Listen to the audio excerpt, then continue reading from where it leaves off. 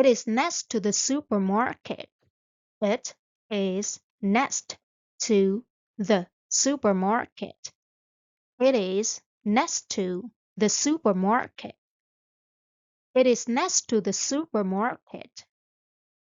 It is next to the supermarket. It is next to the supermarket. Nó nằm cạnh siêu thị. It is next to the supermarket.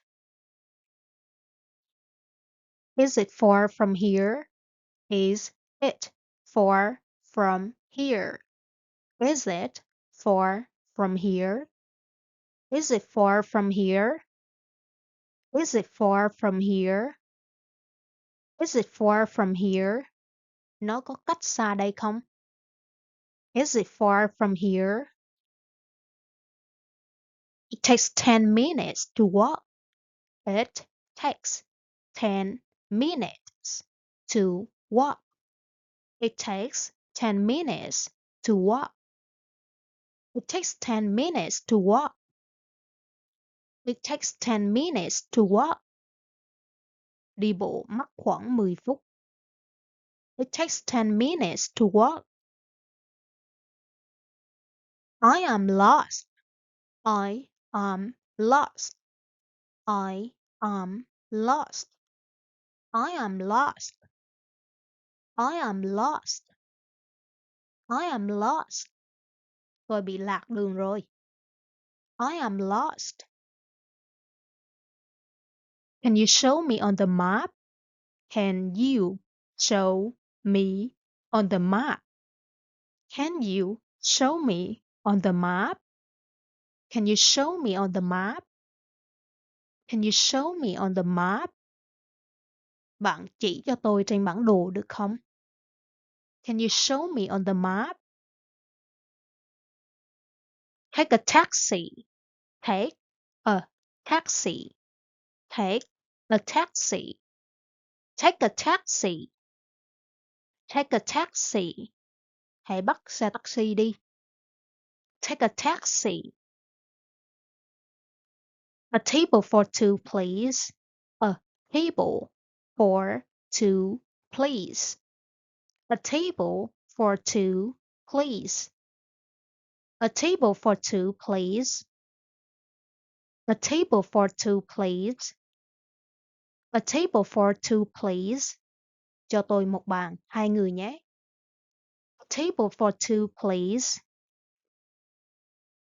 May I see the menu? May I see the menu? May I see the menu? May I see the menu? May I see the menu? May I see the menu? Cho tôi xem thực đơn được không? May I see the menu? I would like to order now. I would like to order now. I would like to order now. I would like to order now. I would like to order now. I would like to order now. Tôi muốn gọi món ngay bây giờ. I would like to order now. What do you recommend? What do you recommend? What do you recommend? What do you recommend? What do you recommend? What do you recommend? Bạn gợi ý món nào ngon? What do you recommend? I'll have a coffee. I'll have a coffee. I'll have a coffee. I'll have a coffee. I'll have a coffee. I'll have a coffee. Cho tôi một ly cà phê. I'll have a coffee. No sugar, please. No sugar, please. No sugar, please. No sugar, please. No sugar, please. No sugar, please. Làm ơn đừng cho đường. No sugar, please. This food is delicious. This food is delicious. This food is delicious. This food is delicious. This food is delicious. This food is delicious. Thức ăn này rất ngon. This food is delicious. It is too salty. It is too salty. It is too salty. It is too salty. It is too salty. It is too salty. Nó hơi bị mặn quá. It is too salty. Can I have some water? Can I have some water? Can I have some water? Can I have some water? Can I have some water? Can I have some water? Cho tôi xin nước được không? Can I have some water? Keep the change. Keep the change. Keep the change. Keep the change. Keep the change. Keep the change. Cứ giữ lại tiền lẻ nhé. Keep the change. Can I help you? Can I help you? Can I help you? Can I help you? Can I help you? Tôi có thể giúp gì cho bạn? Can I help you? I'm just looking. Thanks.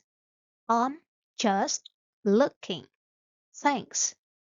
I'm just looking. Thanks. I'm just looking. Thanks. I'm just looking. Thanks.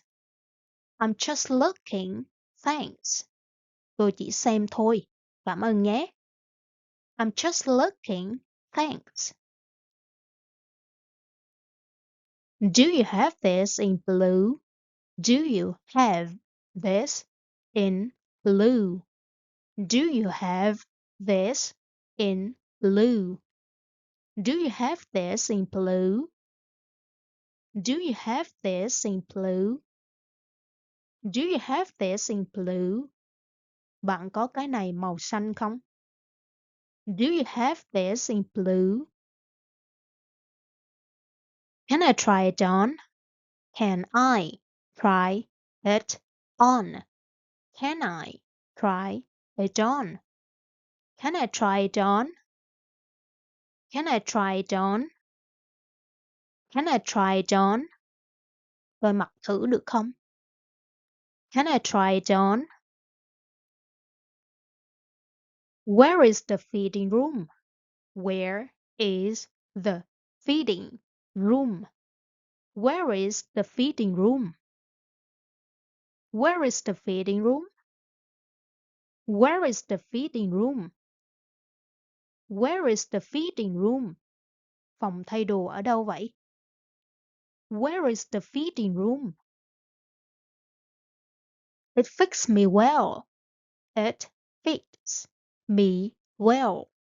It fits me well. It fits me well. It fits me well. Nó rất vừa với tôi. It fits me well. Do you accept credit cards? Do you accept credit cards? Do you accept credit card? Do you accept credit cards? Do you accept credit cards? Do you accept credit card? Ở đây có nhận thẻ tín dụng không? Do you accept credit card? I'll take it. I'll take it. I'll take it. I'll take it. I'll take it. Tôi sẽ lấy cái này. I'll take it. Can I have a discount? Can I have a discount? Can I have a discount? Can I have a discount? Can I have a discount? Giảm giá cho tôi được không? Can I have a discount?